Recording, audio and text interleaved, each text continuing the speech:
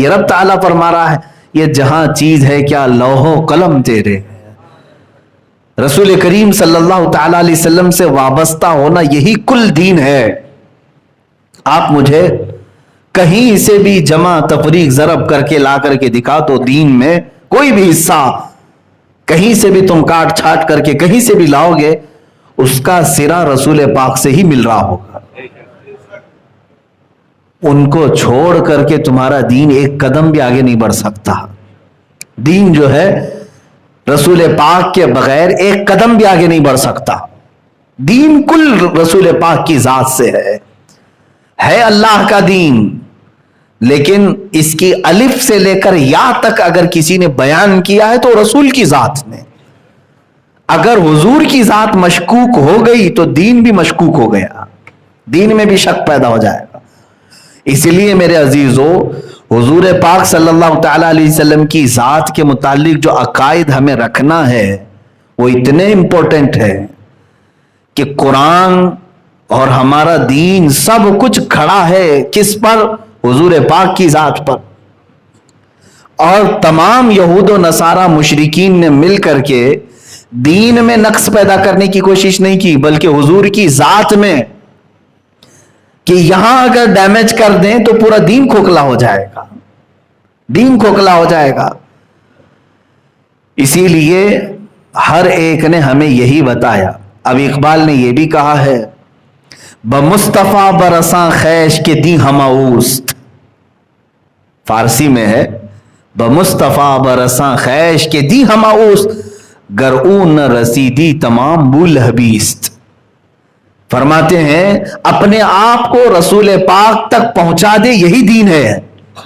اگر تو حضور کے قدموں تک پہنچ گیا یہی دین ہے, اور اگر تو وہاں تک نہیں پہنچا تو تجھ میں اور ابو لہب میں کوئی فرق بھی نہیں ہے, تمام کا تمام ابو لہبی ہے, کیونکہ وہ قریب رہ کر کے بھی حضور تک نہیں پہنچ سکا. تو اگر نبی کونین صلی اللہ علیہ وسلم کی ذات کو چھوڑ کر کے تم کوئی فلسفہ اخذ کرنا چاہو تو یہ دین ہے ہی نہیں ہمارا. اب یہاں پر بعض لوگ ہمیں یہ طعن و تشنیع کرتے ہیں, یہ سنی لوگ حضور پاک صلی اللہ تعالی علیہ وسلم کی ذات اور ان کی محبت میں غلو کرتے ہیں. غلو کا مطلب ہوتا ہے اوور کر جاتے ہیں. میرے عزیز ہم اوور نہیں کرتے بلکہ ہم نے مغز کو سمجھا ہے کہ اگر اس مغز میں ذرا برابر بھی خرابی آ گئی تو نہ تم اللہ تک پہنچ پاؤ گے نہ قرآن کی کوئی آیت سمجھ پاؤ گے. اللہ رب العزت ہے, اللہ ہے نا, اسی نے پیدا کیا وہی پال رہا ہے. کس نے بتایا؟ ڈائریکٹ اللہ نے تو نہیں بتایا, اللہ ہے. یہ اللہ کے متعلق بھی عقیدہ ہم کو ملا ہے تو رسول کی ذات سے. اور قرآن بھی دیکھیں اللہ نے ڈائریکٹ یہ نہیں کہا اے مومنو میں ایک ہوں. اللہ نے ڈائریکٹ مخاطب نہیں کیا بندوں کو یا اے انسانوں میں ایک ہوں, بلکہ اللہ یوں کہہ رہا ہے قل هو اللہ احد. اے محبوب آپ کہہ دیں کہ اللہ ایک ہے. دیکھیں رسول پاک کی ذات سے ہی وحدانیت کا اقرار کرایا جا رہا ہے. یعنی اللہ کے ایک ہونے کا عقیدہ بھی اگر تمہارے پاس ہے تم وحدانیت کے قائل ہو بھی تو یہ بھی نبی کی دین ہے, میرے آقا صلی اللہ تعالی علیہ وسلم کی عطا ہے. اور اب جا کر کے بعض لوگوں نے, ایک میرے پڑھنے کے زمانے کی بات ہے 2009 میں ایک فتویٰ صادر ہوا پاکستان کے ایک بڑے مدرسے سے. فتوے کا ٹائٹل تھا اوپر ان الدین لا يحتاج الى احد حتى الى الرسول صلی اللہ علیہ وسلم, جس میں لکھا ہوا تھا دین کسی کا محتاج نہیں یہاں تک کہ رسول کا بھی محتاج نہیں. یہ فتوے میں لکھا گیا تھا دین کسی کا محتاج نہیں یہاں تک کہ رسول کو کی بھی ضرورت نہیں دین کو. یہ کہاں سے آئی باتیں؟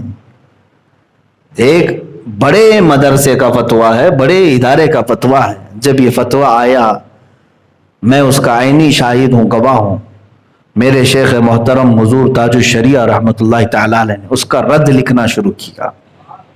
اور پھر فتوے کے رد میں ایک کتاب شائع ہوئی پوری عربی میں، اور یہ مصر سے چھپ کر کے سب میں تقسیم بھی ہوئی، کہ آج کے زمانے میں آ کر کے لوگ یہ کہہ رہے ہیں کہ دین کو اب رسول کی ضرورت نہیں ہے، دین کو اب معاذ اللہ رب العالمین رسول کی ضرورت نہیں ہے۔ اس کے رد میں آپ نے کتاب لکھی سد المشارع فی الرد علی من یقول ان الدین لا یحتاج الی الشارع، یعنی اس کے لیے یہ رد ہے، راستے بند کرنے کا ایک کتاب ہے جو یہ کہتا ہے کہ دین کو اب رسول کی ضرورت نہیں۔ اس پر ہمارے شیخ نے، ہمارے مرشد نے جو دلائل لکھے ہیں وہ پڑھنے کے قابل ہیں۔ انہوں نے روز اول سے لے کر قیامت تک، بلکہ قیامت کے بعد جنت میں جانے تک کے تذکرے کیے۔ تم ایک دن بھی رسول کے بغیر جی نہیں سکتے، رسول کی محتاجی نہیں ہے تمہیں، رسول کی ضرورت نہیں ہے۔ ارے تم تو تم ہو، ہے خلیل اللہ کو حاجت رسول اللہ کی۔ ہاں، انبیاء کرام علیہ السلام کو بھی حاجت ہے رسول پاک کی، اور تم کہہ رہے ہو کون سا منہ ہے تمہارا کہ دین کو اب رسول کی ضرورت نہیں رہ گئی، معاذ اللہ رب العالمین۔ اب میں آپ کو بتاتا ہوں، چلیں تم کہاں کہاں سے نبی کو نکالو گے، تمہارا پھر ایمان بھی نہیں رہا، نہ تم دین میں ہو نہ تم اسلام میں ہو اگر نبی کی ذات کو چھوڑا۔ ارے میاں، جس وقت ہم پیدا ہوئے کان میں جب ہمیں اذان دی گئی تو جہاں اللہ کی شہادت، اللہ کی گواہی دی گئی، ساتھ میں یہ بھی کہا گیا اشہد ان محمد رسول اللہ، کیا نہیں کہا گیا تھا کان میں؟ اذان کا لفظ ہے، پیدا ہوتے ہی رسول کی گواہی تمہارے کانوں میں پڑ گئی ہے، میں گواہی دیتا ہوں کہ محمد صلی اللہ علیہ وسلم اللہ کے رسول ہیں۔ اور اس کے بعد جب تم ہوش میں آئے یا تمہاری عقل اب سلامت ہوئی، تم دین کی طرف احکام کے مکلف ہوئے، کون سا ایسا دن ہے جس دن مسجدوں سے آواز نہ آتی ہو اشہد ان محمد رسول اللہ؟ میاں یہاں تو عبادت کس کی ہو رہی ہے؟ مسجد میں کس کی ہوتی ہے؟ اللہ کی عبادت ہوتی ہے۔ اللہ کی عبادت میں جب بلانا ہے لوگوں کو، اذان بلانے کے لیے ہے نا، تو رسول کی گواہی کیوں دی جا رہی ہے؟ مؤذن یہ کیوں کہہ رہا ہے اشہد ان محمد رسول اللہ، میں گواہی دیتا ہوں محمد اللہ کے رسول ہیں؟ ارے اللہ کی عبادت ہے، مسجد اللہ کی ہے، سجدہ اللہ کا ہے، لوگوں کو بلانا بھی اللہ کی طرف سے ہے، لیکن مؤذن یہ کہہ کر کے بلاتا ہے کہ میں ساتھ میں گواہی دیتا ہوں محمد اللہ کے رسول ہیں، اس لیے کہ آنے والے کو یہ یقین ہو جائے بلا رہا ہے جو مؤذن کون سے دین کی طرف بلا رہا ہے؟ اسی دین کی طرف جو محمد صلی اللہ علیہ وسلم لے کر آیا ہے۔ کون سے دین کی طرف بلا رہا ہے؟ جو نبی لے کر کے آئے۔ ہم نماز کے لیے آ تو رہے ہیں، مؤذن سے پوچھو کہ آپ نے اشہد ان محمد رسول اللہ کیوں کہا؟ تو پھر تمہیں جواب ملے گا، فقہ کی کتابوں سے، محدثین کی شرح سے یہ ملے گا، تاکہ آنے والوں کو یہ پتہ چلے کہ تمہیں جو نماز پڑھانے کے لیے بلایا جا رہا ہے، نماز تو ہوگی اللہ ہی کی، عبادت تو ہوگی اللہ ہی کی، ہم نبی کا نام لے کر اس لیے بلا رہے ہیں، ہم اپنے طریقے سے نہیں پڑھوائیں گے، رسول کے طریقے سے پڑھائیں گے۔ جو محمد صلی اللہ تعالیٰ علیہ وسلم طریقہ بتا کر گئے ہیں اسی طریقے پر نماز ہوگی۔ اس لیے ہماری مسجدوں میں کبھی نبی کے نام سے کوئی وقت خالی رہا ہی نہیں۔ تم کہاں کہاں سے نکالو، تم جمع تفریق کر کے الگ الگ ہر چیز کو لے کر کے آؤ، میں آپ کو بتاؤں گا یہاں نبی کے بغیر تمہارا دین انکمپلیٹ ہے۔ انکمپلیٹ کیا، شروع ہی نہیں ہوتا۔ اب مجھے شریعت کا ایک مسئلہ بتائیں، آپ سے میں گزارش کروں گا، یہ بڑی ذمہ داری کی بات ہے۔ لا الہ الا اللہ یہ کلمہ ہے نا، اللہ کے سوا کوئی معبود نہیں۔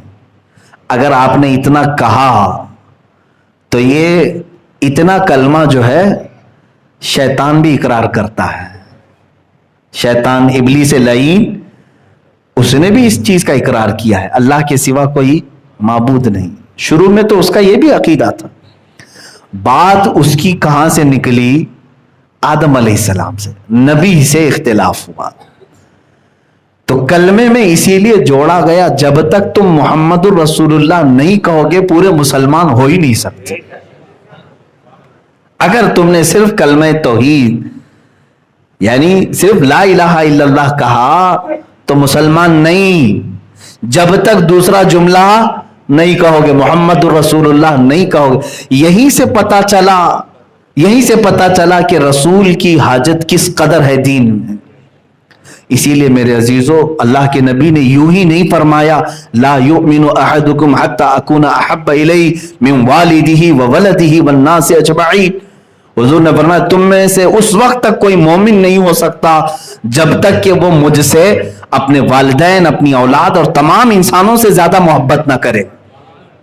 اپنی جان سے زیادہ محبت جب تک نہیں کرو گے حضور سے, کامل مومن نہیں بن پاؤ, کامل مومن نہیں ہے. اسی لیے اقبال نے کہا بمصطفیٰ برساں خیش کے دی ہماؤس, اپنے آپ کو رسول تک پہنچا دو, یہی اصل دین ہے, یہی اصل دین ہے. انہیں جانا انہیں مانا نہ رکھا غیر سے کام, للہ الحمد میں دنیا سے مسلمان گیا. ایک اعلیٰ حضرت بریلوی کا یہ شعر ہے, فرماتے ہیں جو مسلمان یہ عقیدہ رکھ لیا پھر کہ گلی گلی تباہ ٹھوکریں سب کی کھائی کیوں, دل کو جو عقل دے خدا تیری گلی سے جائے کیوں. پھر سمجھ لو وہ ایمان کی مٹھاس کو پہنچ گیا, رسول کریم صلی اللہ تعالی علیہ وسلم کی ذات تک پہنچ گیا. اب میرے عزیزوں میں آتا ہوں تفسیر کی طرف. اس آیت میں اللہ تعالیٰ جب یہ فرما رہا ہے جس نے رسول کی اطاعت کی, گویا کہ اس نے اللہ کی اطاعت کی. رسول کا حکم مانا تو گویا کہ اللہ کا حکم مانا. رسول آئے ہی ہیں بندوں کو رب سے ملانے کے لیے, وہ جو کہیں اسے مان لو اور جس چیز سے وہ منع کرے اس سے رک جاؤ. نبی صلی اللہ تعالی علیہ وسلم کی بات کو ہلکے میں لینا میرے عزیزوں بڑی تباہیاں آ جائیں گی, بڑے عذابات آ جائیں گے. رسول پاک صلی اللہ تعالی علیہ وسلم کی بات کو اگر کسی نے ہلکے میں لیا تو اللہ نے اس پر عتاب نازل کر دیا. عتاب قرآن پاک میں اسی لیے تو اللہ تعالیٰ نے جو احکامات بیان کیے, نبی کے آداب تو دیکھو قرآن میں, سورہ حجرات میں رب تعالیٰ فرماتا ہے اے ایمان والو نبی کی آواز پر اپنی آوازیں بلند مت کرو.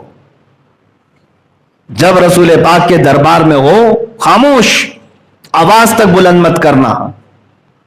یہاں تک کہ ایک صحابی کان سے کم سنتے تھے, وہ زور سے بولتے تھے, ان کے متعلق یہ آیت نازل ہوئی اور اللہ نے فرمایا تمہارے سارے اعمال ختم ہو جائیں گے, تمہیں پتہ بھی نہیں چلے گا. ان تحبط اعمالکم وانتم لا تشعرون. پھر اللہ نے یہاں تک بیان فرمایا اگر کوئی میرے نبی کے حجرے کے پاس آئے, کمرے کے پاس, اور حضور اندر ہیں تو تمہیں کیا کرنا چاہیے؟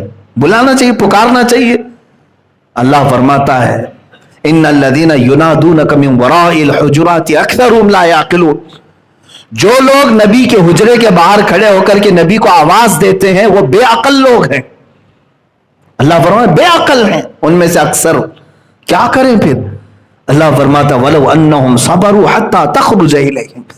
انہیں چاہیے کہ وہ صبر سے کھڑے رہیں, میرا نبی خود باہر آ جائے گا, رسول خود آ جائیں گے. تو انہیں نام لے کر پکارنے تک کی اللہ نے ممانعت فرما دی. بے ادبی ہے, یہ بے ادبی ہے.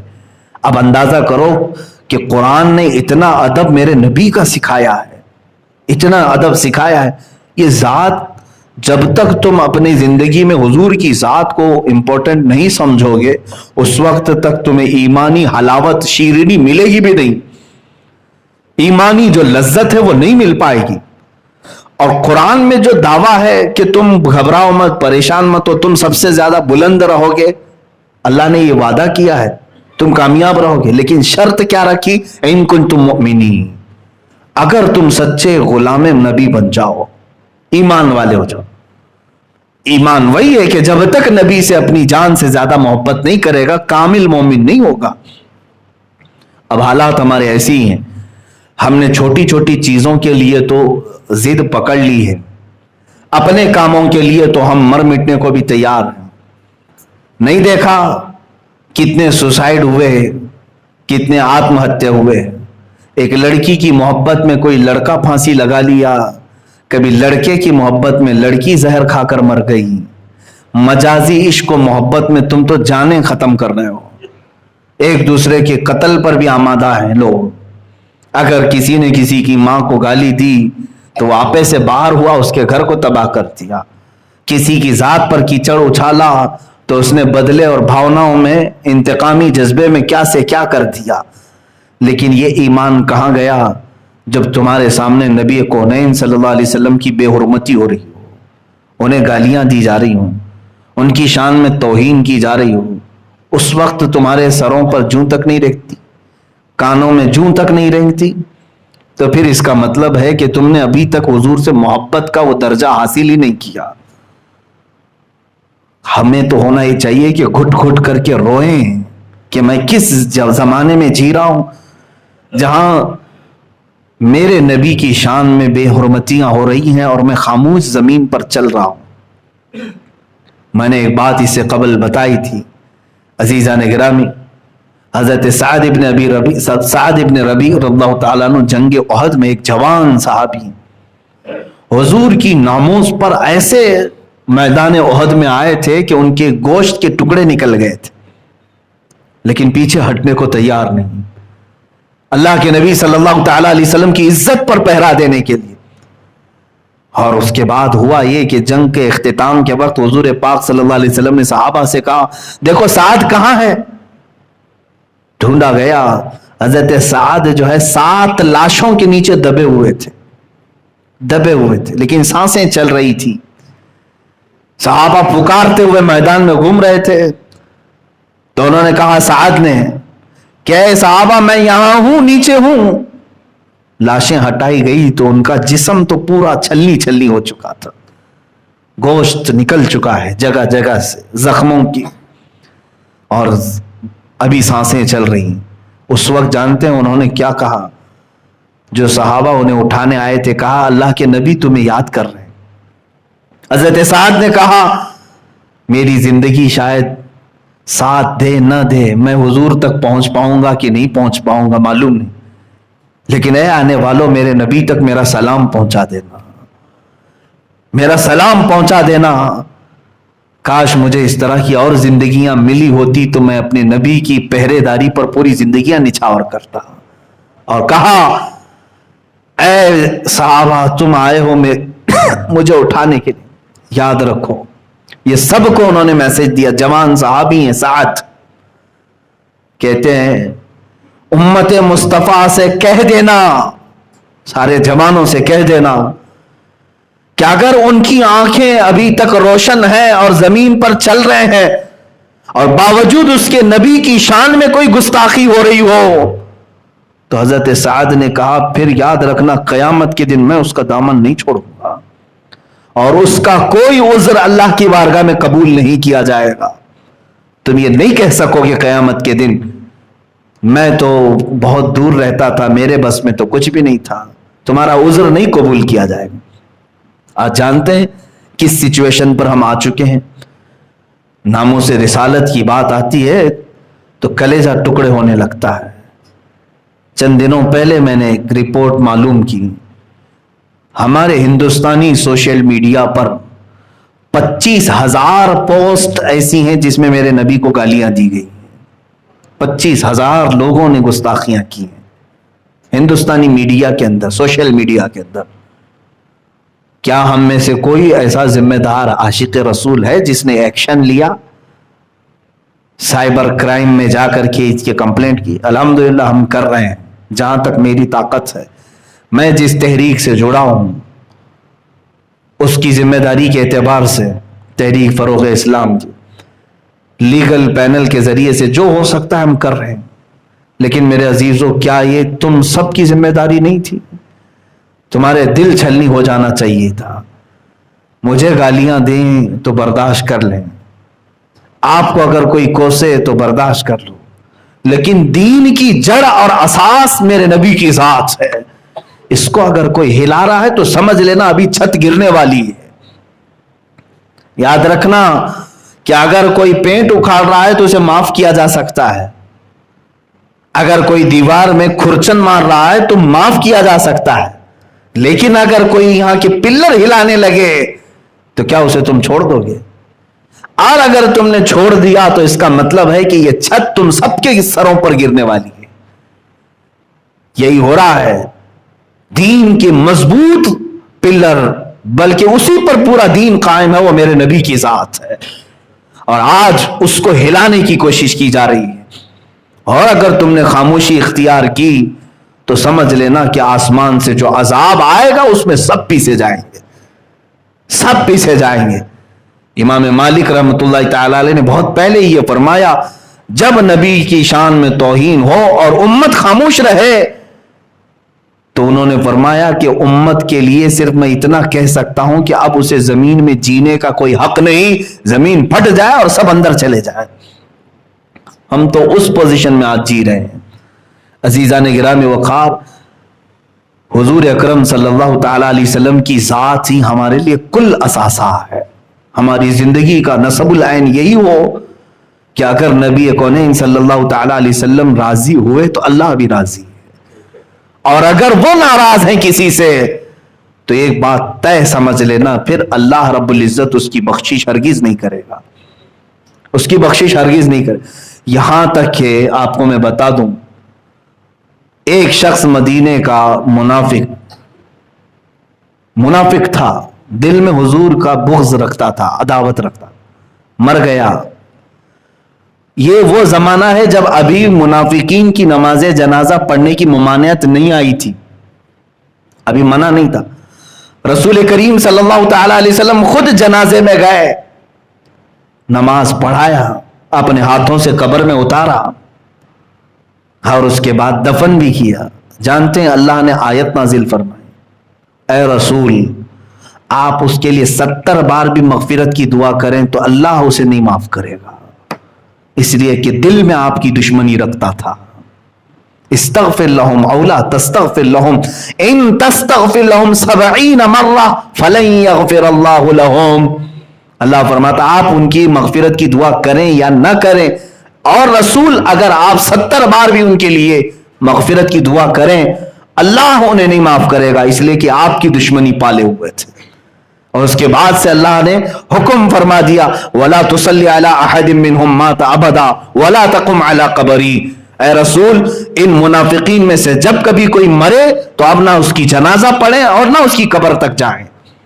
دیکھیں جلال خداوندی تو دیکھیں، جلال خداوندی تو دیکھیں۔ اللہ تبارک و تعالی اپنے حقوق تو معاف کرتا ہے، جو اس کے حقوق تلف کیا، شراب پیا ہے، زنا کیا ہے، چوری کیا ہے، جوا کھیلا ہے، بہت سارے گناہ کیا ہے، لیکن رب تعالیٰ فرماتا ہے میں فضل کرنے پر آؤں تو سب کو معاف کر دوں، بڑے بڑے گنہگاروں کو معاف کروں، لیکن گستاخ رسول کے متعلق نہ، اللہ فرماتا ہے نہیں، اسے معاف نہیں کیا جائے گا، اسے معاف نہیں کیا جائے گا۔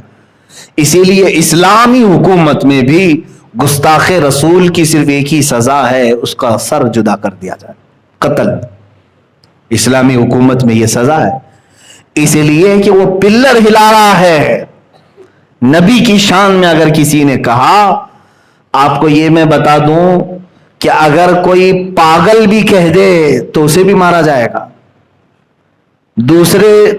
دوسرے اوقات میں آپ کو مسئلے کی نوعیت بتا دوں، کسی کا دماغ سلامت نہیں ہے، اگر اول فول بکتا ہے، اللہ رب العزت کی بارگاہ میں کچھ بھی کہہ رہا ہے تو بسا اوقات ایسا کہا جائے گا کہ وہ عقل سے پیدل ہے، اس کی عقل نہیں، اس پر احکام نہیں ہے، چھوڑ دیا جائے گا۔ لیکن اگر پاگل بھی نبی کی شان میں کچھ کہے گا تو اسے نہیں چھوڑا جائے گا، اتنا سخت حکم ہے۔ اس لیے کہ یہ بنیاد ہے، یہ بنیاد ہے رسول پاک کی ذات، سارا دین یہی سے ہے، اسے تم ہلانے کی کوشش کرو گے سب ہل جائے گا، سب ہل جائے گا۔ میاں تم کہاں کہاں چھٹکارا حاصل کرو گے؟ یہاں صبح سے لے کر شام عشاء تک تمہیں نبی کی ذات کو سننا ہی پڑے گا۔ نمازوں پہ بلا رہا ہے مؤذن تو ان کے نام کا تذکرہ آئے گا ضرور، بلکہ کوئی نماز ایسی نہیں ہے جس میں نبی پر درود نہ بھیجا گیا ہو؟ کون سی نماز ہے مجھے بتا دیں، کوئی نماز ہے؟ آپ اتحیات پڑھیں گے تو اس میں کہیں گے السلام علیکہ ایھا النبی. ہاں بچ جاتی ہے بغیر اتحیات والی ایک نماز، نماز جنازہ. لیکن نماز جنازہ میں بھی پہلی تکبیر میں ثنا، دوسری تکبیر میں درود. اس نماز کو بھی نہیں چھوڑا گیا، نبی کے بغیر کوئی نماز بھی نہیں. اور امام شافعی رحمۃ اللہ تعالی علیہ تو فرماتے ہیں جس نماز میں رسول پاک پر درود نہیں بھیجا گیا ان کے نزدیک تو نماز ہوگی ہی نہیں. فقہ حنفی میں اگر درود ابراہیمی نہیں پڑھا، درود ابراہیمی نہیں پڑھا تو نماز تو ہو جائے گی مکروہ تحریمی، نماز تو ہو جائے گی، لیکن شافعی مذہب میں ہوگی ہی نہیں، نماز باطل ہے اس کی نماز. اور پھر آپ کو میں یہ بتا دوں، اگر کوئی شافعی ہیں، میں اس کا اہتمام کرتا ہوں اپنی اس مسجد میں الحمدللہ، ان کے مسائل ہیں. میں اگرچہ حنفی امام ہوں، اگر میرے پیچھے کوئی شافعی مقتدی ہے، اقتدا کر رہا ہے، تو اس کے لیے باریک مسئلہ ہے. کیونکہ اکثر آپ حنفی اماموں کو دیکھیں گے جمعہ کا خطبہ دے رہے ہیں، پورا خطبہ جو گزرتا ہے، پورا خطبہ جو درود خطبہ رضویہ ہم پڑھتے ہیں، اس میں حضور پاک صلی اللہ تعالی علیہ وسلم پر درود بھیجنا تو ہے ہی، ہم بھی درود بھیجتے ہیں، خطبہ رضویہ میں بھی درود بھیجتے ہیں. ایک مفتی صاحب نے مجھے اس سوال کے طور پر کہا تھا، اس کے بعد سے میں اس کا اہتمام کرتا ہوں. جب دوسرا خطبہ ہم پڑھتے ہیں جمعہ کا، اس میں ہم یہ کہتے ہیں الحمدللہ نحمدہ ونستعینہ ونستغفرہ ونؤمن بہ ونتوکل علیہ ونعوذ باللہ من شرور انفسنا ومن سیئات اعمالنا من یہدہ اللہ فلا مضل لہ ومن یضللہ فلا ہادی لہ ونشہد ان لا الہ الا اللہ وحدہ لا شریک لہ ونشہد ان سیدنا محمدا عبدہ ورسولہ. یہاں تک یہ حمد اور خطبہ ہو گیا دوسرے خطبے کے شروع میں. اس کے بعد ہم درود پڑھتے ہیں وصلی اللہ تعالی علیہ وعلی آلہ واصحابہ اجمعین وبارک وسلم ابدا. یہ درود ہے. توجہ چاہتا ہوں، اتنا اگر درود پڑھ کر کے کوئی امام حنفی خطبہ پڑھ لیا تو شافعی آدمی کی نماز جمعہ نہیں ہوگی. اس کے لیے خطبے میں شرط ہے، شافعی میں، فقہ شافعی میں، جب درود پڑھے تو نبی کا نام لے کر کے پڑھے، صلی اللہ تعالی علی سیدنا محمد وعلی آلہ واصحابہ اجمعین وبارک وسلم ابدا. نام اگر اس طرح پڑھا صلی اللہ تعالی علیہ وعلی آلہ وصحبہ وسلم، درود تو یہ بھی ہے ان پر درود ہو، ہم نے حضور کی طرف اشارہ کیا، درود تو یہ بھی ہے. ہمارے حنفی فقہ میں خطبے میں اتنا درود پڑھا جاتا ہے، لیکن شافعی مذہب میں باریکی یہ ہے کہ اگر لفظ محمد نہیں کہا تو ان کے ہاں خطبہ ہی کمپلیٹ نہیں ہوا. آپ اندازہ کریں حضور پاک صلی اللہ تعالی علیہ وسلم کی ذات اور نام کا اہتمام کس قدر ہے. اگر خطبے میں نہ آئے تو خطبہ کمپلیٹ نہیں، جمعہ ہی نہیں ہوا پھر. اور الحمدللہ میں اس کا اہتمام کرتا ہوں، خطبے میں جب بھی درود پڑھتے ہیں تو حضور کے نام کے ساتھ میں پڑھتا ہوں، اس لیے کہ نام کے ساتھ پڑھیں تو میری بھی نماز ہوگی، شافعی کی بھی نماز ہو جائے، حنفی کی بھی ہو جائے، شافعی کی بھی ہو جائے. عزیزان گرامی وقار، حضور اکرم صلی اللہ تعالی علیہ وسلم کی ذات پاک نہ جمعہ سے تم خارج کر پاؤ گے، نہ جنازے کی نماز سے نکال پاؤ گے، نہ اپنی 5 وقتہ نمازوں سے نکال پاؤ گے. پھر بات کہاں چلتی ہے؟ چلو مر گئے، قبر میں جانے کے بعد منکر نکیر وہاں بھی نہیں چھوڑ رہے ہیں. آخری سوال اس سے یہی کہہ رہے ما کنت تقول فی حق هذا الرجل، یہی سوال میں اکثر پھنس بھی جائیں گے. 2 سوال تو کامن ہے، من ربک ما دینک، تیرا رب کون ہے، تیرا دین کیا ہے. وہ اکثر لوگ بول دیں گے میرا رب اللہ ہے، میرا دین اسلام ہے. حضور کی طرف دکھا کر کے پھر منکر نکیر پوچھیں گے ان کے بارے میں تو کیا کہتا تھا. تو جو کہتا ہے دین کو رسول کی حاجت نہیں ہے وہ کیا کہہ دے گا قبر میں، میں نہیں جانتا ان کو. تب پھر قیامت تک پڑیں گے کوڑے تمہارے اوپر. کہنا پڑے گا کہ یہ محمد اللہ کے رسول ہیں. تمہیں قبر میں بھی چھٹی نہیں ہے نبی کی ذات سے. بلکہ ہم تو الحمدللہ اہل سنت و جماعت تو ہمارا عقیدہ تو یہ ہے کہ ہم مرتے ہی ہیں حضور کو دیکھنے کے لیے. حضور پاک صلی اللہ تعالی علیہ وسلم کی بارگاہ میں پہنچنا ہے، اس لیے موت بھی ہے ہمارے لیے. ایک عاشق رسول شاعر نے یہی کہا ہے، منکر نکیر جب قبر میں اٹھائیں گے اور پوچھیں گے کون ہے یہ تیرے، تب وہ شاعر کہہ رہا ہے اب تو پائے ناز سے اے فرشتوں کیوں اٹھوں، مر کے پہنچا ہوں یہاں اس دلربا کے واسطے. پوری زندگی تڑپتا رہا ان کو دیکھنے کے لیے، زیارت نہیں ہوئی، دیدار نہیں ہوا، مر گیا ہوں، اب آ کر پہنچا ہوں، اب ان کے قدموں سے نہ اٹھاؤ مجھے. اللہ اکبر. میرے عزیزو، ایک سنی صحیح العقیدہ مسلمان کا جو عقیدہ ہے الحمدللہ وہ عشق رسول کے ارد گرد گھوم رہا ہے. جو یہ کہے نبی کی حاجت نہیں، اس سے تم اپنا دامن نکال لو، تم دور ہو جاؤ. اسی لیے بہت سادہ سا ہے اصول دوستی اپنا، جو ان سے بیگانہ ہو وہ اپنا ہو نہیں سکتا. یہ سمجھ کر کے چلے، یہ اصول پر چلیں. بہت سادہ سا ہے اصول دوستی اپنا. ہم دوست کس کو بناتے ہیں؟ بہت سادہ سا ہے اصول دوستی اپنا، جو ان سے بیگانہ ہو وہ اپنا ہو نہیں سکتا. جو ان سے بیگانہ ہو وہ اپنا ہو نہیں سکتا. یہی اصول بنا کر کے چلو. جس کا نبی کے متعلق ذرا برابر شک کا عقیدہ ہے اس سے میرا کوئی تعلق نہیں، چاہے وہ میرا سگا بھائی ہو، میرا باپ ہو، یا میرا بیٹا ہو، یا میرا بھائی ہو. جو ان سے ناآشنا ہو وہ اپنا ہو نہیں سکتا. یہی صحابہ اکرام کا عقیدہ بھی رہا ہے. سیدنا ابو بکر صدیق رضی اللہ تعالیٰ عنہ کے متعلق تو دیکھیں، ان کے بیٹے جنگ بدر میں سامنے سے آئے تھے، کافروں کی طرف سے، ایمان لائے نہیں تھے. حضرت ابو بکر صدیق بعد میں جب وہ ان کے بیٹے ایمان لائے تو کہتے ہیں ایک دن دسترخوان پر بیٹھ کر کے، ابا آپ کو معلوم ہے جنگ بدر میں آپ مسلمانوں کی طرف سے تھے، میں مکہ والوں کی طرف سے، کافروں کی طرف. 3 بار آپ میری تلوار کے نیچے آ گئے تھے، باپ تھے میں نے چھوڑ دیا. حضرت ابو بکر صدیق کہتے ہیں اگر تو ایک بار بھی میری تلوار کے نیچے آتا تو مار ڈالتا. میں یہ نہیں دیکھتا کہ میرا بیٹا آیا ہے، بلکہ دشمن رسول سمجھ کر مارتا. یہ ایمان تھا صدیق اکبر کا.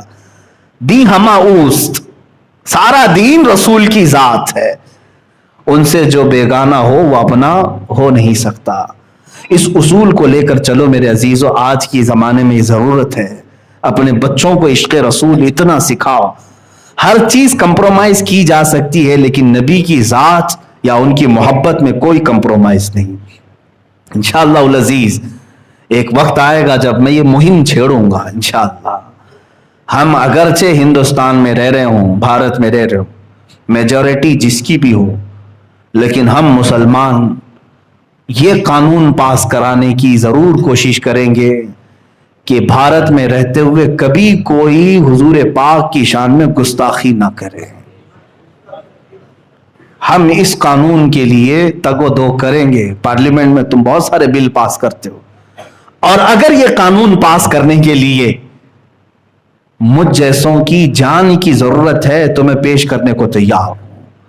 میرے 100 ٹکڑے کر لو اے حکومت ہند، ایک قانون ایسا پاس کر دو کہ رہتی دنیا تک ہندوستان میں کبھی محمد عربی صلی اللہ علیہ وسلم کی شان میں کوئی نہیں بھونک سکے گا، اور اگر کسی نے گستاخی کیا تو اس کو سخت ترین سزا دی جائے گی. یہ قانون ہونا چاہیے کہ نہیں ہونا چاہیے؟ میرے عزیزو، کیا اسلام کبھی دوسرے دیوی دیوتاؤں کے مذاق اور ان کے بھگوانوں کا مذاق اڑانے کی اس طرح کی مجلسیں منعقد کرتا ہے؟ کبھی آپ نے سنا؟ ہاں، ہم اپنے حق کو بیان کرتے رہیں گے. تمہیں جس مذہب سے سروکار ہے اسی مذہب سے تعلق رکھو. ہم نے ان تمام چیزوں کو کبھی انٹرٹین نہیں کیا دوسرے مذاہب. مجھے بتاؤ، بدلے میں حضور کی ذات پر جب جب حملہ ہوا، حضور کی ذات پر جب جب حملہ ہوا، مجھے بتاؤ کیا کبھی بدلے میں ہم نے عیسائیوں کے نبی عیسیٰ علیہ السلام کی کردار کشی کی؟ کبھی توہین کیا عیسیٰ علیہ السلام؟ ارے ہم وہاں پر بھی سمجھتے ہیں کہ اگر توہین کرے تو یہاں سے بھی ہم نکل جائیں گے پھر ایمان. جتنا تم نہیں مانتے اس سے کئی درجے ہم عیسیٰ علیہ السلام کو مانتے ہیں. یہودیوں نے اگر حضور کے کارٹون بنائے تو کیا ہم نے بدلے میں ان کے نبی موسیٰ علیہ السلام کے کارٹون بنانے کی اجازت دی؟ کبھی کیا ہم؟ ہندو اگر بھونکنے لگا، کوئی بھی ایسا آتنکی ہندو جو نبی کی ذات پر، میرے رسول اکرم صلی اللہ علیہ وسلم کی ذات پر مغلظات بکنے لگا، تو کیا ہم بدلے میں کبھی رام کرشن یا وشنو فلاں فلاں اتنے جو ہیں ان کی کردار کشی کی؟ ان کو ننگا کر کے دکھایا کبھی؟ کبھی ہم نے ان کو گالیاں دی؟ میرے عزیزو، اسلام ہے ہی نہیں، بلکہ اسلام یہ کہتا ہے لا تسبوا الذین یدعون من دون اللہ. اللہ نے یہاں تک فرمایا تم ان لوگوں کو گالی ہی مت دو جو اللہ کو نہیں مانتے، گالی مت دو. کیا ہوگا؟ فَيَسُبُّ اللَّهَ عَدْوًا بِغَيْرِ عِلْمٍ، اس لیے کہ پھر وہ پلٹ کر کے تمہارے اللہ کو گالیاں دینے لگیں گے. ہم تو شروع کرتے ہی نہیں، کہیں پر شروع کرتے ہی نہیں. ہاں ایک بات یاد رکھ لیں، جواب ہم کسی کی گستاخی کا، اگر تم نے میرے نبی کی شان میں گستاخی کی تو بدلے میں ہم تمہارے کسی دیوی دیوتا کی گستاخی کر کے بدلہ نہیں لیں گے.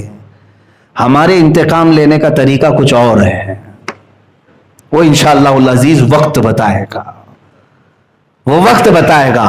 نبی کونین صلی اللہ تعالی علیہ وسلم کی ذات پر کسی نے انگلی اٹھائی تو ہم بدلے میں یہ نہیں کریں گے کہ تمہارا خدا ایسا تھا، تمہاری دیوی ایسی تھی، تمہارا دیوتا. ہمیں اس سے سروکار ہی نہیں.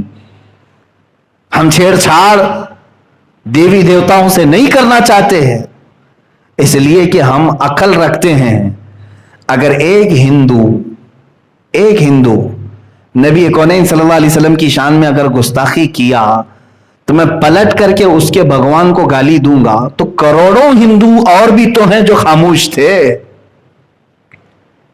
کروڑوں ہندوؤں کے خدا کو میں کیوں گالی دوں؟ ایک نے کیا ہے نا، میں اس سے نپٹوں گا جس نے گستاخی کی ہے، یہ نہیں کہ اس کی پوری برادری سے. اسی طرح سے میں دنیا کو بھی آج یہی کہتا ہوں، فرانس کا جو مسئلہ لے کر کے انہوں نے ایشو بنایا، اتنا بڑا ایشو بنایا، فرانس میں ہوا کیا تھا معلوم ہے؟ فرانس کا ایک ٹیچر، اسکول کا ٹیچر، اپنے اسٹوڈنٹس کے سامنے میرے نبی کے خاکے بنا کر کے دکھا رہا تھا، حضور صلی اللہ تعالی علیہ وسلم. اس کی شکایت بھی ہوئی آلریڈی، یہ اچانک نہیں ہوا یہ سب کچھ، اس کی شکایت ہوئی انتظامیہ سے، ایکشن نہیں لیا گیا.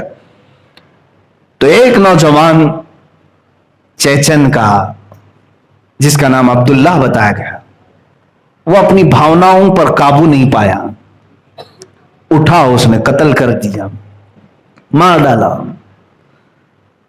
جو ٹیچر خاکے بنا رہا تھا اس کو اس نے قتل کر دیا. یہ معاملہ اس کا پرسنل ہے، ٹھیک ہے؟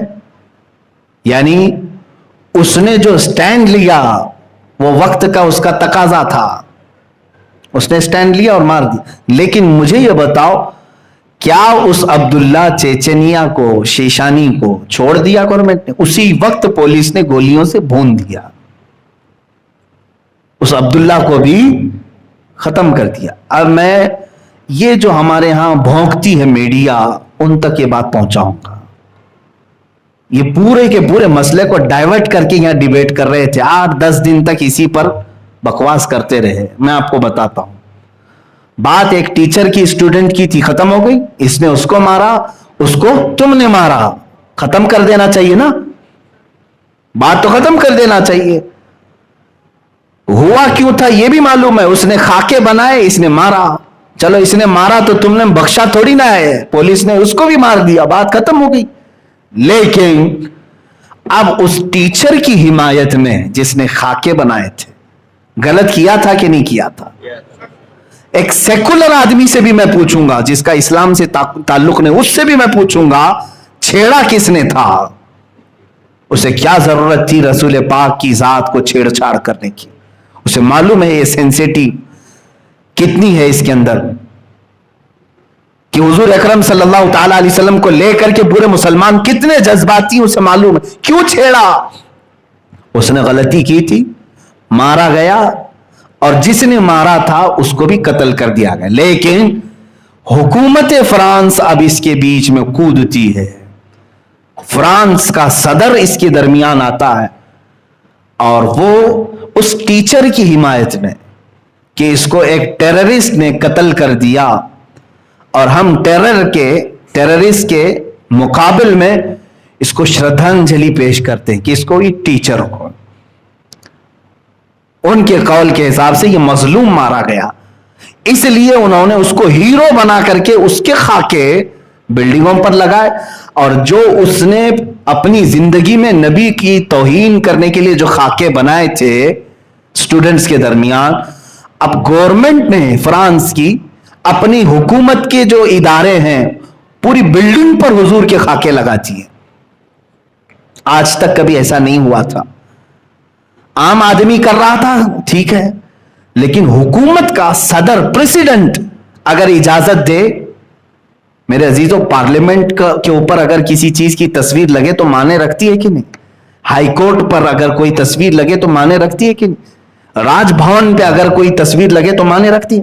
یہ گورنمنٹ بلڈنگیں ہیں.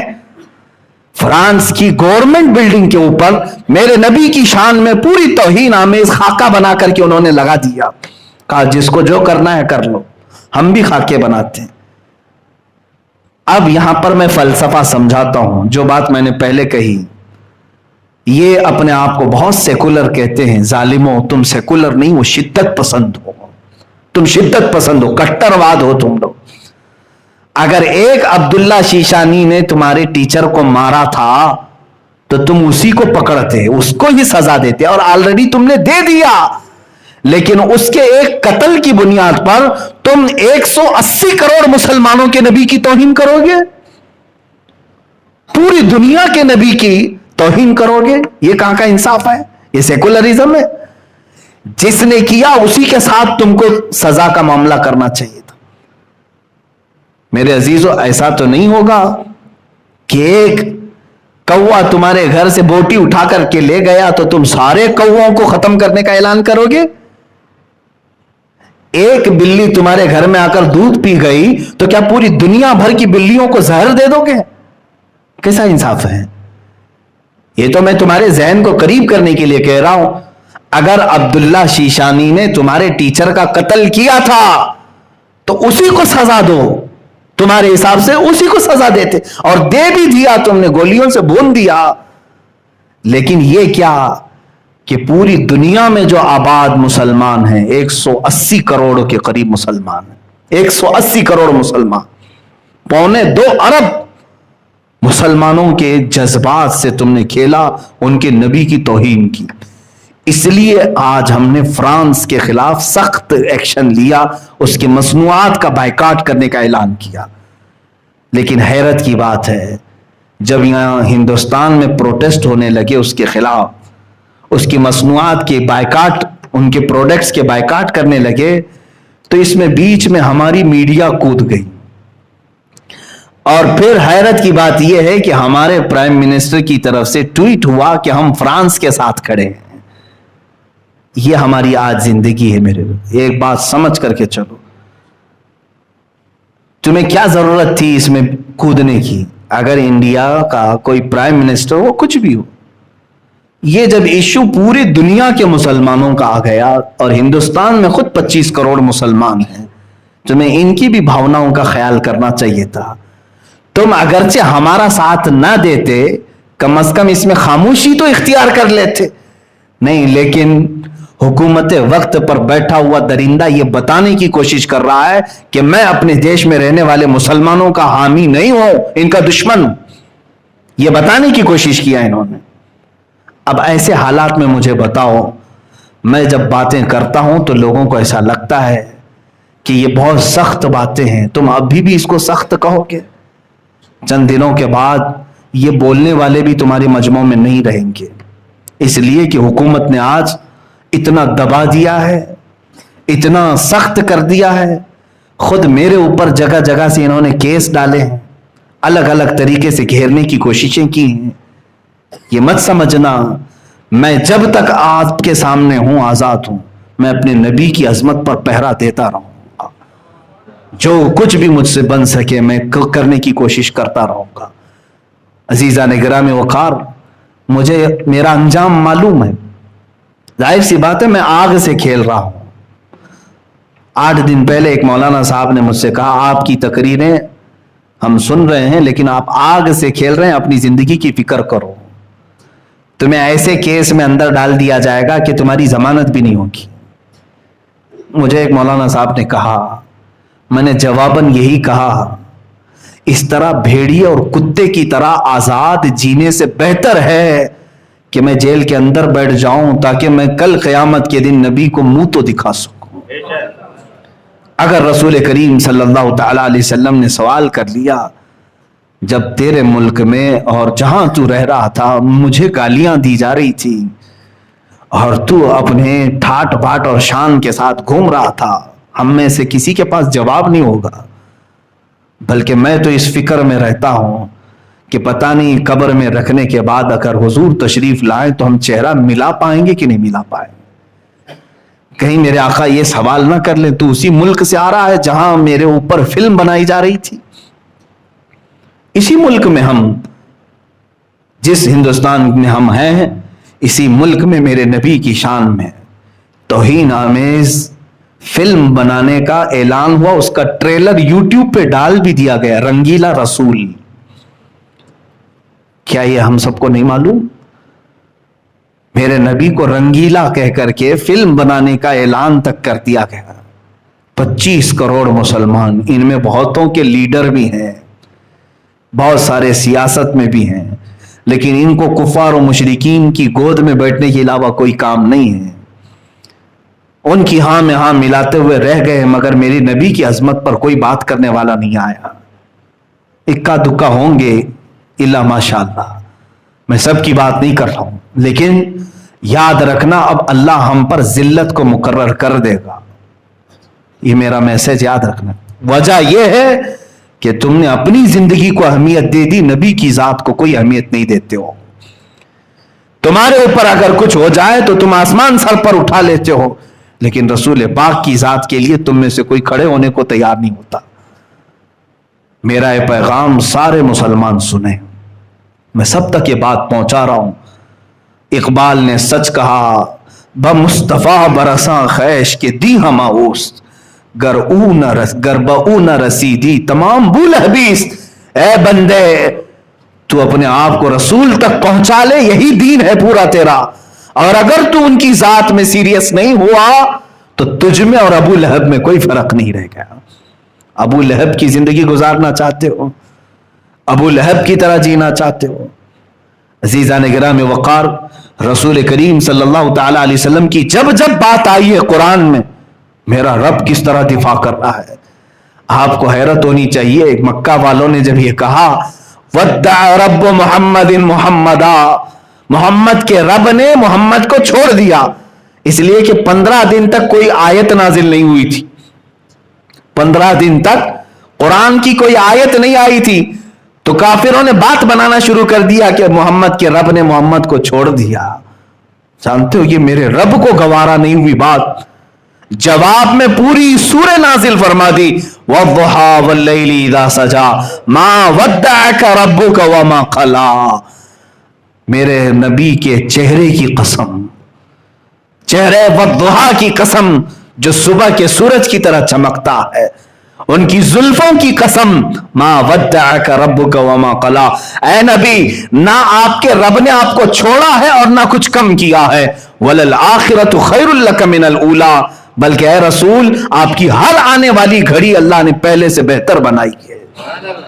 اللہ دفاع کر رہا ہے، ڈیفنس کر رہا ہے۔ تم اگر کوئی بھی بولو گے، قرآن کی آیت نازل ہوگے، لوگوں نے کہا نبی کے بیٹے کے انتقال کے بعد ان کی اب نسل کٹ گئی، ابتر ہیں اب یہ، ابتر کہتے ہیں جس کی نسل کٹ گئی۔ حضور کو جب کسی نے تانا مارا تو اللہ نے آیت نازل کی، بلکہ پوری سورہ، انا اعطیناک الکوثر فصل لربک وانحر ان شانئک هو الابتر۔ اے نبی، ہم نے تو آپ کو کوثر عطا کیا ہے، خیر کثیر عطا کیا ہے، آپ اٹھیں اپنے رب کی عبادت کریں، قربانیاں کریں، اور آپ کو جس نے دشمن نے کہا کٹی ہوئی نسل، اللہ فرماتا ہے ان شانئک ھو الابتر، اے محبوب آپ کا دشمن کٹی ہوئی نسل کا ہے، آپ نہیں۔ اور میرے مولا نے سچ فرمایا، پوری دنیا کے خطے میں گھوم کر کے دیکھ لو، ہر علاقے میں سادات کہیں نہ کہیں نظر آئی جائیں گے، میرے نبی کی آل ہر جگہ ہے، لیکن بتاؤ ابو لہب کا بیٹا کہاں ہے آج؟ اس کی اولاد کہاں ہے جس نے کہا تھا حضور کو کہ ان کی نسل کٹ گئی؟ جب جب میرے نبی کونین صلی اللہ علیہ وسلم پر کسی نے انگلی اٹھائی، اللہ تعالیٰ نے فوراً آیت نازل کر دی۔ ابو لہب نے کہا تھا حضور نے جب سب کو جمع کیا، کہا میں اللہ کا آخری رسول ہوں، اللہ ایک ہے، تم سب یہ بتوں کو چھوڑ دو۔ اس نے کھڑے ہو کر کے کہا تھا تبن لک یا محمد، اے محمد تمہارے ہاتھ برباد ہو جائیں، معاذ اللہ، کیا تم نے اس لیے ہم کو جمع کیا؟ یہ کہہ کر کے نکلا، پہلی گالی دیا تھا اس نے حضور کو۔ اس وقت تک کسی نے بھی برے جملے نہیں کہے تھے، کیونکہ 40 سال تک حضور کے اخلاق پر کوئی بات کرنے والا نہیں تھا۔ پہلی مرتبہ ابو لہب نے جب یہ کہا تبن لک یا محمد، معاذ اللہ رب العالمین، اے محمد تمہارے ہاتھ خراب ہو جائیں، فلاں ہو جائیں، معاذ اللہ۔ جانتے ہو رب تعالیٰ خاموش نہیں، اللہ نے پوری سورہ نازل کر دی، تبت یدا ابی لہب و تب، ابو لہب کے دونوں ہاتھ برباد ہو جائیں، ہمیشہ کے لیے تہس نہس ہو جائیں، اور پوری سورہ اس کی مذمت میں نازل کر دی۔ ایک بار ابو لہب نے میرے نبی سے کہا ہوگا، لیکن رب نے قرآن میں اتار کر کے کروڑوں مسلمانوں کی زبان سے اس کی مذمت کرائی، اور قیامت تک کرتے رہیں گے، جب جب تبت یدا پڑھتے رہیں گے ابو لہب پر لعنت ہوتی رہے گی۔ یہ میرے نبی کی عظمت کو قرآن نے یوں کہا ہے، جب کبھی کوئی گالی دے اللہ رب العزت ڈیفنس میں آ گیا، رب تبارک و تعالی دفاع میں آ گیا۔ ایک بات یاد رکھنا، جو نبی کی عزت اور عظمت پر پہرا دینے کے لیے کھڑا ہوتا ہے وہ اپنے رب کی سنت پر کھڑا ہو رہا ہے، وہ اپنے مولا کی سنت پر آ رہا ہے کہ اللہ تعالیٰ گوارا نہیں کرتا اپنے نبی کی شان میں توہین، میں تو امتی ہوں کیسے برداشت کروں۔ مجھے وہ بات یاد آتی حضرت خباب رضی اللہ تعالیٰ عنہ، اللہ مکہ مکرمہ کے ظالموں نے گھیر کر کے ایک صحابی کو سولی پر چڑھا دیا تھا، سارے لوگ جمع تھے، پتھر مار رہے تھے، اور جب باندھا گیا ان کو کھمبے سے تو ان کے ناخنوں کو پکڑ سے کھینچا، ان کی ناک کو کاٹا، کان کو کاٹا، ہونٹ کاٹے، مسلح کر دیا، ان کی آنکھوں میں سلائیاں پھیر دی، اور اس کے بعد کسی نے پکار کر کہا اے خباب، اے خبیب، کیا ہی اچھا ہوتا کہ تمہاری جگہ محمد ہوتے اور تم آرام کر رہے ہوتے، انہی کی وجہ سے تو تم یہاں تک پہنچے ہو، اتنی سزا ہو رہی ہے، سب کٹ گیا ہے، خون جاری ہے، مجال ہے کہ وہ سن کر کے خاموش رہے ہو۔ اسی سولی کے پھندے پر ہی چلانے لگے اے خبردار میرے نبی کے بارے میں بولنے والوں، میرے جسم کے ٹکڑے ٹکڑے کر لو، میں گوارا کروں گا، میرے نبی کے تلووں میں کانٹا بھی چبھے خباب کو برداشت نہیں ہوگا۔ بمصطفیٰ برساں خیش کے دی ہماؤس، اپنے آپ کو نبی تک پہنچا دو، دین پورا وہی ہے، دین پورا وہی ہے۔ صحابہ نے ہمیں یہی سکھایا ہے۔ آج تم اپنے لیے جی رہے ہو، اپنے مفاد کے لیے، اپنے مقاصد کے لیے، اپنے مطالب کے لیے، ہم اسی کے تو رہ گئے۔ اسی لیے میرے مرشد نے کہا تھا بلحوث سن سیم و زر کی بندگی اچھی نہیں۔ بلحوث کہتے ہیں خواہشات کا پجاری، بلحوث سن سیم و زر کی بندگی اچھی نہیں، ان کے در کی بھیک اچھی، سروری اچھی نہیں۔ ان کے در کی بھیک لے لو یہ چلے گا، سروری اچھی نہیں۔ بادشاہ بننے میں تمہیں کیا رہ جائے گا، یہ تاج اچھالے جائیں گے۔ ایک بار نبی کی غلامی میں آ کر کے دیکھو، قیامت تک تمہیں امر کر دیا جائے گا، زندہ رکھ دیا جائے گا۔ لوگوں کے دلوں میں مولا تعالیٰ تمہاری ایسی عظمت بٹھاتا ہے کہ تم پھر یادوں میں کبھی نہیں مرو گے۔ ایک بار ان کے ہو کر کے تو دیکھو، اپنے آپ کے لیے جینا، سیلفش ہو کر کے جینا اس کو چھوڑو۔ ابھی ماضی میں ہم نے دیکھا پاکستان کی سرزمین پر ایک عاشق رسول کا جنازہ، امیر المجاہدین قبلہ خادم حسین رضوی رحمۃ اللہ علیہ، 8 دن ہوئے ہوں گے، 8-10 دن، پچھلے جمعہ انتقال ہوا۔ ایک ایسے عالم دین، ایسے عالم دین بڑی سادی زندگی گزارنے والا، صرف 54 سال کی عمر، حافظ قرآن اور ایک مسجد کے امام، بس اس کے علاوہ ان کا کچھ بھی بڑا سٹیٹس نہیں تھا۔ ایک مدرسے کے مدرس تھے، پڑھاتے تھے، پڑھاتے ہوئے اس کے بعد ہوا یہ کہ مسجد کی نوکری بھی چھوٹ گئی۔ لوگ کہاں چھوڑتے ہیں، اماموں کے پیچھے تو پڑ ہی جاتے ہیں۔ کہتے تو ہیں نماز میں پیچھے اس امام کی، نماز پھیرنے کے بعد میں جا کر کے پوری زندگی کے پیچھے پڑ جاتے ہیں، اکثر اماموں کے ساتھ ہے۔ علامہ خادم حسین رضوی رحمۃ اللہ تعالی علیہ کے ساتھ بھی یہی ہوا، وہ مسجد ان کی چھوٹی ہی اور اپنے گھر رہے، مدرسہ پڑھاتے رہے۔ جب آپ نے اپنے ملک میں دیکھا کہ نبی کونین کی ذات کو لے کر کے ہلکا پن ہو رہا ہے، پاکستان میں ایک قانون پاس کیا گیا تھا کہ جو گستاخی کرے گا رسول پاک کی، اس کی سزا موت ہے۔ وہاں پر توہین رسالت قانون ہے۔ اس قانون کو بدلنے کے لیے کچھ لوگ پارلیمنٹ میں آ گئے تھے، یہ قادیانی تھے، مرزائی تھے، ان کے خلاف انہوں نے محاذ چھیڑ دیا۔ اب یہ خاموش نہیں بیٹھے، باہر نکل آئے۔ جانتے ہیں دونوں ٹانگیں ٹوٹ گئی تھیں، ویل چیئر پر تھے، ایک ایکسیڈنٹ میں حادثہ ہوا، ویل چیئر پر رہے، چیئر اٹھا کر کے لایا جاتا تھا، ہزاروں کے مجمع سے جب خطاب کرتے رسول پاک کی حدیث بیان کرنا اور صحابہ کا عشق رسول بتانا، اس کے علاوہ میں نے کچھ اور نہیں سنا۔ اور جو سختی کرتے تھے وہ گستاخان رسول کے خلاف کرتے تھے، جو توہین رسالت کا مرتکب ہو اسے کسی صورت وہ معاف نہیں کرتے تھے۔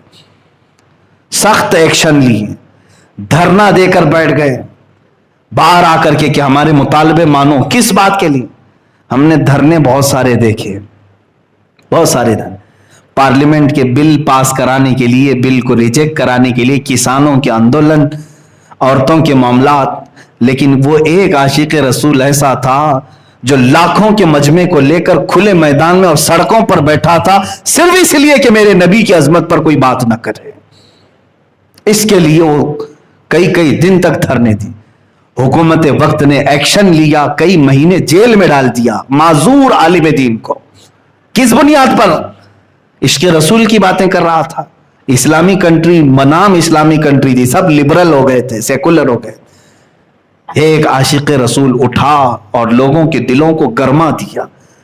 ان کی پوری ایکٹیویٹی اگر آپ دیکھیں گے تو صرف 5 سال کے اندر یہ آئے بھی اور چلے بھی گئے۔ 5 سال میں جو جوش و ولولہ پیدا کیا، بلکہ پوری ایک تحریک بنا دی لبیک یا رسول اللہ کے نام سے۔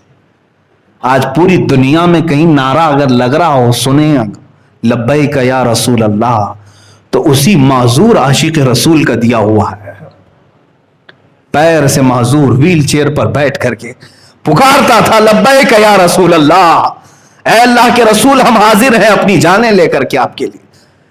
ان کے غلاموں پر، ان کے شاگردوں پر پولیس نے شیل برسائے، آنسو گیس کے گولے داغے، اور ایک نہیں 50 لوگوں کی جانیں گئی دھرنے میں۔ یہ نبی کی عظمت کے لیے پھر بھی ڈٹا رہا۔ جانتے ہیں آخری وقت، یہ 8 دن پہلے 104 ڈگری بخار ہے اور نومبر کی ٹھنڈیاں ہیں، سخت ٹھنڈی میں بھی پتلی سی چادر لے کر کے ویل چیئر پر وہ میدان میں آ گئے۔ ڈاکٹروں نے کہا تھا اتنا بخار ہے آپ کو ہوا نہ لگے۔ انہوں نے یہ کہا کہ اگر نبی کونین نے مجھے سوال کر لیا کہ میرے سارے غلام میدان میں تھے، تو گھر میں کیوں بیٹھا تھا، تو میں اپنے لنگڑے پن کا عذر نہیں پیش کر سکوں گا، مجھے جانا ہے۔ آ بھی گئے، بخار سر پہ چڑھ گیا۔ اسی دھرنے کے بعد واپس آئے، اور جب انہوں نے یہ دیکھا کہ فرانس میں گستاخی ہوئی اور ہمارے ملک کی طرف سے کوئی ایکشن نہیں لیا گیا، اسی غم میں وہ اس دنیا سے چلے گئے۔ لیکن میں نے دیکھا، محسوس کیا ان کا خاندان کیا تھا۔ وہ ایک عام گھر میں پیدا ہوئے تھے، عام گھرانہ، دینی گھرانہ تھا، لیکن باپ کوئی سجادہ نشین یا پیر نہیں تھے، کوئی خانقاہ سے نہیں، مزدوری کرنے والے ایک عام انسان کے گھر میں پیدا ہوئے، حافظ قرآن بنے، عالم دین بنے اور دین کی حفاظت کے لیے کھڑے ہوئے, اور پیر ٹوٹ گئے تو ویل چیئر پر آیا. اور اس کے بعد میں نے دیکھا میرے نبی سے وفا کرنے والے کے ساتھ اللہ کیا انعام دیتا ہے. جب وہ جنازہ میدان میں آیا, اللہ اللہ, آج تک تاریخ لکھنے والے بتا رہے ہیں 70 سالہ پاکستان کی تاریخ میں اتنا بڑا جنازہ کسی کا نہیں ہوا, جس میں 50 لاکھ سے زیادہ کا مجمع بتایا جا رہا ہے.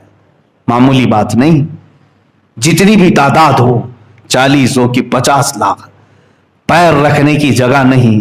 یہ سارے لوگوں کو کون میدان میں جمع کیا, کون لے کر کے آیا؟ کیا ان کو کسی الیکشن میں ٹھہرنے والا امیدوار پیسوں پر جمع کیا تھا؟ ارے اس جنازے کو جب لایا گیا تو 48 گھنٹے کے بعد لایا گیا تھا. 48 گھنٹے, انتقال ہونے کے 48 گھنٹے کے بعد.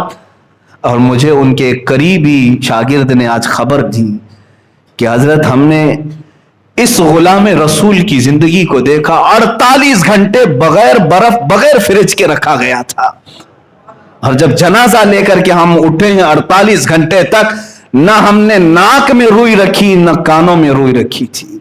کوئی بھی انتقال کر جائے تو ناک اور کان اس لیے بند کرتے ہیں کہ ہوا اندر جاتی ہے, پیٹ پھول جاتا ہے, جسم پھول جاتا ہے. 48 گھنٹے کے بعد بھی وہ عاشق رسول جا رہا تھا تو ایسے جیسے کہ آرام سے سویا ہوا دولہا جا رہا ہو, جسے شان سے لے جایا گیا اور میرے عزیزوں قبر میں اتارا گیا. موت اس کی جس کا کرے زمانہ افسوس, یوں تو یہاں سبھی آئے ہیں مرنے کے لیے. میں نے یہ محسوس کیا جو زندگی اپنی میرے نبی کے لیے وار دے, میرے آقا اسے ضائع نہیں ہونے دیتے, پھر اس کو سارے لوگوں کے دلوں کا بادشاہ بنا دیا جاتا ہے. اگرچہ وہ معذور ہو لیکن لاکھوں قدموں والے اس کی جان پر قربان ہوں. بڑے بڑے پیر, بڑے بڑے آستانے وہاں تک نہیں پہنچ سکے جو ایک عاشق رسول کھڑا ہوا تھا اپنی معذوری میں. عزیزان گرامی وقار, میں پھر اسی بات پر اپنا اختتام کرتا ہوں. اقبال نے سچ کہا, بمصطفیٰ برساں خیش کے دی ہماؤس. اپنے آپ کو رسول تک پہنچا دو کہ دین پورا یہی ہے. اگر بہو نہ رسیدی تمام بو لہبی, اگر ان تک تم نہیں پہنچ سکے تو تجھ میں اور ابو لہب میں کچھ فرق نہیں رہے گا. آج جو حالات ہمارے ہیں, ابو لہب کی طرح جینے کے لیے ہم تیار ہو گئے. میرے نبی کو کوسا جائے, میرے نبی کی زوجہ مطہرہ عائشہ صدیقہ کو معاذ اللہ زانیہ کہا جائے, اس وقت تک اگر ہمارے کان سلامت رہے, ہمارا جسم صحیح سلامت باقی رہا, تو اس کا مطلب ہے کہ ہمارے سے سخت سوال ہونے والے ہیں. تیار رہنا, کسی کا عذر قبول نہیں کیا جائے گا, حتیٰ کہ میرا بھی, میں اپنے لیے بھی کہہ رہا ہوں, عذر نہیں قبول کرے گا رب تعالیٰ. اگر تم یہ کہو کہ مولا میں مجبور تھا, میں کمزور تھا, تو رسول پاک تمہیں بتا دیں گے میں تو تجھ تک دین پہنچانے کے لیے اپنے ننھے بچے بھی قربان کر دیے. تم اگر یہ کہو گے کہ اللہ میں بوڑھا تھا, میں کچھ کر نہیں سکتا تھا, رسول پاک یہ پورا بیان میں کر رہا ہوں ابھی فی الحال, یہی خادم حسین نے کہا تھا. اگر تم میں سے کوئی بوڑھا یہ کہہ دے کہ میں تو کمزور تھا, تو رسول پاک تمہارے سامنے امیر حمزہ کے بڑھاپے کو پیش کر دیں گے. امیر حمزہ کو پیش کر دیں گے جو 60 سال کی عمر میں احد میں آیا, سینہ چاک کر کے ان کا کلیجہ چبایا گیا رسول پاک کے سامنے.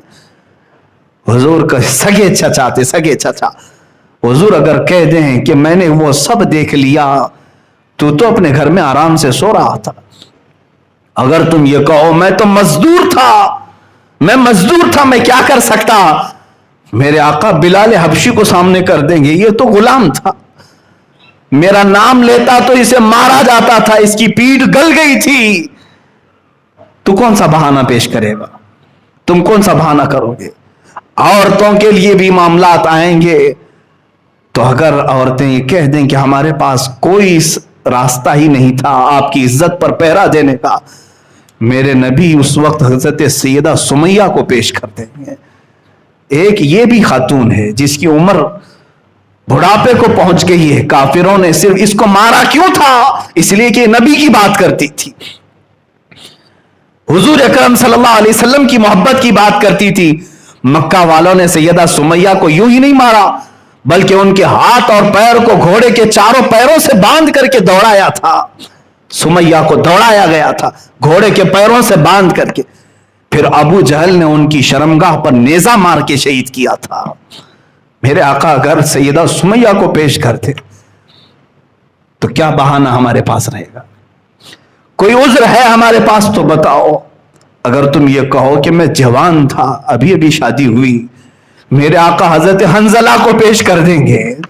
ये हंजला है, आज शादी किया है, आज सुहाग रात थी, बस नबी की बात कानों में आ गई कि कोई दुश्मन मेरे नबी पर हमला कर रहे हैं। अपनी बीवी से कहा, ये शरीक हयात अलविदा, मैं जा रहा हूं, मैं जा रहा हूं। जिंदगी बाकी रही तो मुलाकात होगी, वरना कयामत में हम मिलेंगे। निकल गए। गुस्ल की हाजत थी, अपनी बीवी से उठने के बाद गुस्ल तक नहीं किया हंजला ने, उहद में शरीक हो गए। और दूसरे दिन देखा गया तो उनकी शहादत भी हो चुकी थी, इंतकाल भी हो। अगर जवानों तुम कहोगे कि अभी अभी शादी हो रही थी इसलिए मैंने कोई एक्शन नहीं लिया, नबी कौनैन तुम्हारे सामने हंजला को पेश कर देंगे। इसकी तो आज ही शादी हुई थी। अब्दुल्ला अस्वद वो सहाबी हैं जिनको हजरत उस्मान गनी ने शादी के लिए पैसे दिए थे, जा सामान खरीद करके ला, आज तेरी शादी। लेकिन शाम को ऐलान हुआ कि नबी की जात पर हमला हो रहा है। यह मुजाहिद सहाबी शादी का सामान लेने की बजाय तलवारें खरीदने चला गया। घोड़ा खरीद लाया, तलवार ले आया। कहा शादी करके इस जी करके क्या फायदा अगर मेरी नबी की इज्जत बाकी नहीं रही। मेरे अजीजों, फिर मैं यही कहता हूं, बमुस्तफा बरसा खैश के दी हम आउस, अपने आप को नबी की जात तक पहुंचा दो। दीन यही है। अगर बऊ न रसीदी तमाम बुलहबीस, अगर उन तक नहीं पहुंचे तो ये सब बुलहबी है। तुम में और अबू लहब में फर्क नहीं। आज मेरे जज्बात यहां तक मुझे बोलने पर मजबूर किए, इसलिए कि मेरे नबी की बात है। मेरे अजीजों, आज दिल टुकड़े टुकड़े है। आज हमारा जिस्म पारा पारा होना भी चाहिए। मुझे इमाम गजाली की वो बात याद आती है, इंतजार करो ए मुसलमानों, तुम्हारे नबी की अजमत पर जब हमले हों और तुम खामोश घरों में बैठे रहो, चंद दिन और इंतजार कर लेना, सड़कों पर तुम्हारी माँ और बहनों को नीलाम किया जाएगा, बेचा जाएगा और तुम कुछ नहीं कर सकोगे। तुम्हारे बच्चे तुम्हारे सामने मारे जाएंगे और तुम कुछ नहीं कर सकोगे। आज कुफ्फार और मुशरिकीन वो सब प्लान कर रहे हैं और तुम सब मारे जाओगे, उसमें मैं भी शामिल हो सकता। इसलिए उठो उठो, वो घर ना हश्र ना होगा फिर कभी, दौड़ो के जमाना चाल अपनी चल गया। मेरे अजीज, आप अपने बच्चों से वफा की उम्मीद रखते हैं, बच्चों से बार बार ये कहते हैं, बेटा मैंने तुझे बड़ी मेहनत से पाला है, रात को जाग करके तेरी बीमारियों में मैंने तीमारदारी की है, खून पसीने की कमाई एक कर दिया, तब तुम अपने बेटों से वफा की उम्मीद रखते हो। क्या रसूल अपनी उम्मत से वफा की उम्मीद नहीं रख सकते? वो रसूल जो रात रात भर रोते रहे हों, अपनी उम्मत से वफा की उम्मीद नहीं रखेंगे? और अगर उनकी उम्मत उनसे बेवफाई करे तो उन्हें कितना ठेस पहुंचता होगा, कितनी तकलीफ होती होगी। इसलिए बदलो अपने आप को। हम नबी के लिए हैं और नबी के लिए जी रहे हैं और उठाए भी जाएंगे नबी के लिए ही। इसीलिए मेरे मुर्शिद ने आखिरी जमाने में ये अपनी नात में हमें मैसेज दिया था, जिंदगी ये नहीं किसी की किसी के लिए, जिंदगी है नबी की नबी के लिए, ना समझ मरते हैं जिंदगी के लिए, जीना मरना है सब कुछ नबी के लिए।